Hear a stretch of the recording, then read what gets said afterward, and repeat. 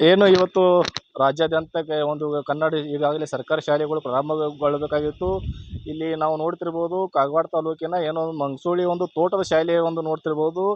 ಇವತ್ತು ಏನೊಂದು ಶಿಕ್ಷಕರಿಗೊಂದು ಶಾಲೆಯಲ್ಲಿ ಬಂದು ಒಂದು ಹಾಜರಾತಿ ಅವ್ರು ಶಿಕ್ಷಕರು ಇರಬೇಕಾಗಿತ್ತು. ಇಲ್ಲಿ ಯಾವುದೇ ಥರ ಶಿಕ್ಷಕರು ಕೂಡ ಒಂದು ಶಾಲೆಗೆ ಬಂದಿಲ್ಲ. ನೋಡ್ತಿರ್ಬೋದು ಶಾಲೆಗೆ ಬೀಗ ಕೂಡ ಜಡಿದಿದೆ. ಇನ್ನೂ ಕೂಡ ಶಿಕ್ಷಕರು ಇಲ್ಲಿ ಒಂದು ಈಗಾಗಲೇ ಮೇಲಾಧಿಕಾರಿ ಕೇಳಿದಾಗ ಶಿಕ್ಷಕರು ಇವತ್ತು ಬರ್ತಾರೆ, ಮಕ್ಕಳು ನಾಳೆಯಿಂದ ಬರುವಂಥದ್ದು. ಇವತ್ತು ಶಿಕ್ಷಕರು ಇಲ್ಲಿ ಶಾಲೆಯಲ್ಲಿ ಇರಬೇಕಂತ ಹೇಳ್ತಿದ್ರು. ಇಲ್ಲಿ ಯಾವುದೇ ಕೂಡ ಒಬ್ಬ ಶಿಕ್ಷಕನು ಕೂಡ ಒಂದು ಶಾಲೆಗೆ ಬಂದಿಲ್ಲ.